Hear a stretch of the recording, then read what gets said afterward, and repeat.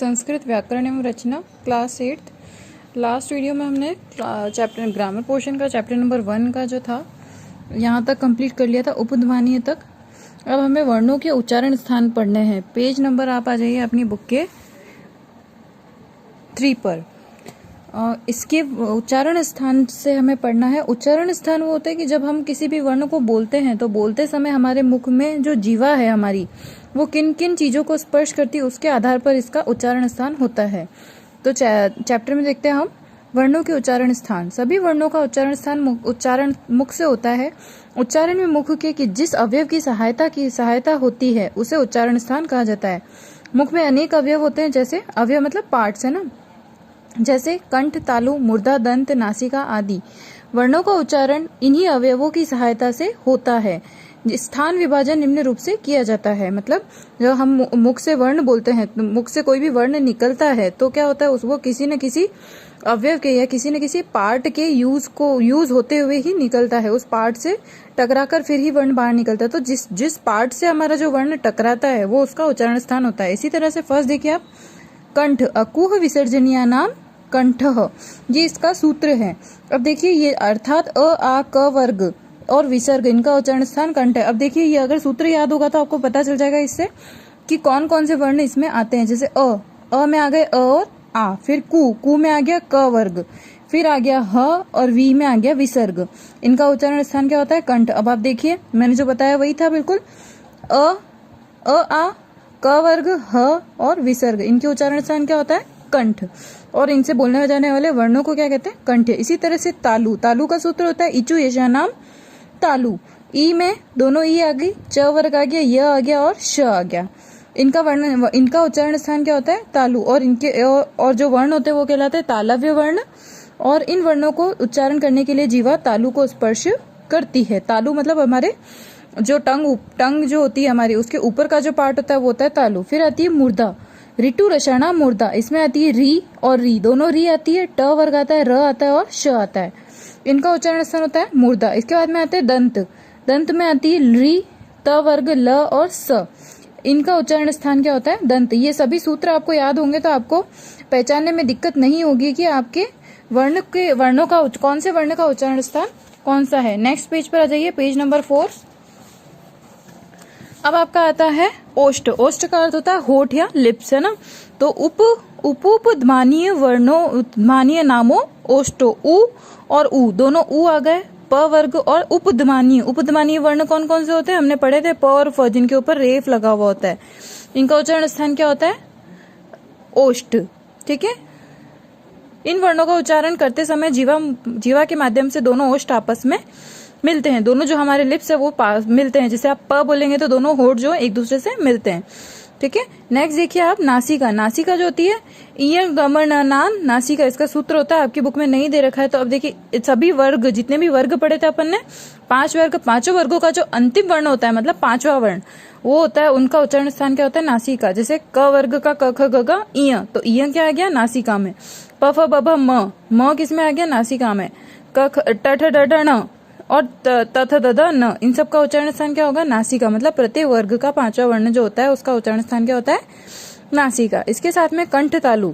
कंठ और तालु दोनों से टकराती है। जब हम बोलते हैं तो जीभ जो है कंठ और तालु दोनों से टकराती है। ये होते हैं ए दे तो, अर्थात ए और ऐ। इनका उच्चारण स्थान क्या होता है, कंठ, तालु। इन्हें कंठ तालव्य वर्ण भी कहा जाता है। ठीक है। फिर आता है कंठोष्ठ, ओ दो तौ कंठोष्ठो, ओ और औ, इनका उच्चारण स्थान क्या होता है, कंठोष्ठ। फिर आता है दंतोष्ठ, वकारस्य दंतोष्ठम, व वर्ण जो होता है उसका उच्चारण होता है दंतोष्ठ।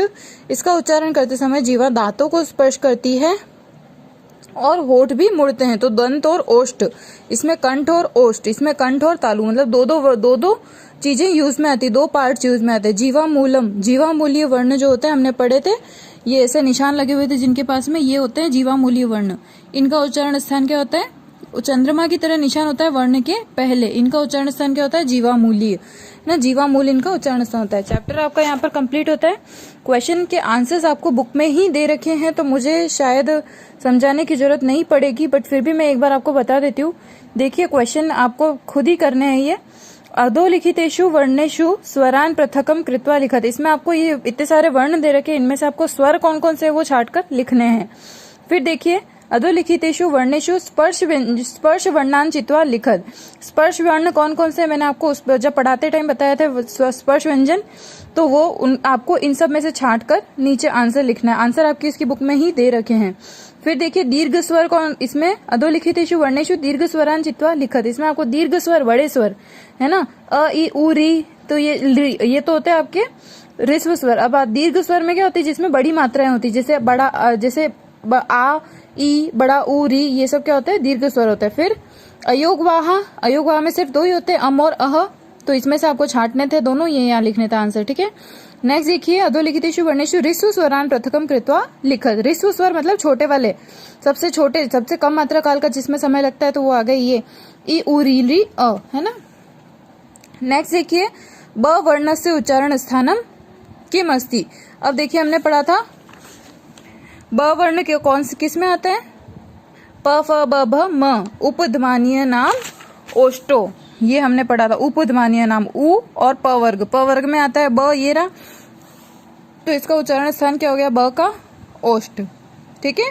इसी तरह से ए आई है ना, आई जो वर्ण था ए और आई, ए दे तहु कंठ तालु, वो भी हमने पढ़ा था, ये रहा। तो ए और आई का उच्चारण स्थान क्या होता है, कंठ तालु, तो इसका आंसर हो जाएगा आपका कंठ तालु।